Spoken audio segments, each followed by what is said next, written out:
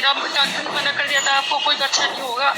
तो मैं यहाँ पढ़ाती थी, जोनिया में पढ़ाती थी। तो मेरे साथ एक मैडम थी हीना मैम, उन्होंने कहा था कि मैं फर्स्ट टाइम जब उस समय वहाँ थी तो ऐसा हुआ कि मतलब मैं असुध हो चुकी थी, मैं बहुत रो रही थी। तो उन्होंने पूछा लंच में कि मैम क्या हुआ आपके साथ? उन्हें हुआ था ऐसी ऐसी बात है। बोली कि उस समय रमजान का महीना चल रहा था। तो बोली कि मेरे साथ आप यकीन हो अगर तो चलो। मैंने कहा मुझे सब पे यकीन है, मैंने कभी किसी को देखा नहीं, देखा तो किसी को नहीं, विश्वास पे ही मैं कहीं जाती हूँ, मंदिर जाऊँ तो भगवान को भी तो मैंने देखा नहीं, मेरा यकीन था मैं मंदिर में पत्थर पूछ लेती हूँ।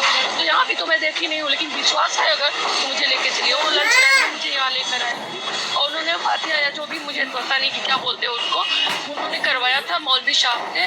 और उन्होंने मन्नत करी थी कि जब आपको बच्चा होगा तो आप यहाँ चादर चढ़वाएंगे और बच्चे को दर्शन कराएंगे। और मेरी ये गलती है कि मेरा बच्चा 12 बरस तक हो गया, मैं नहीं आ पाई थी।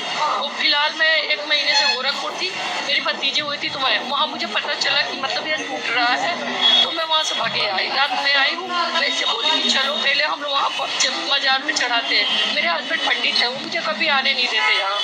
मैंने कई बार उनसे कहा था तो उन्होंने कहा कि मुझे जाना है, जाओ मैं नहीं जाऊँगी। तो इसलिए मैं अपने हस्बैंड को बनाई नहीं हूँ। वो मार्केट में आए, मुझे क्या काम है, मुझे मतलब शॉपिंग करनी है।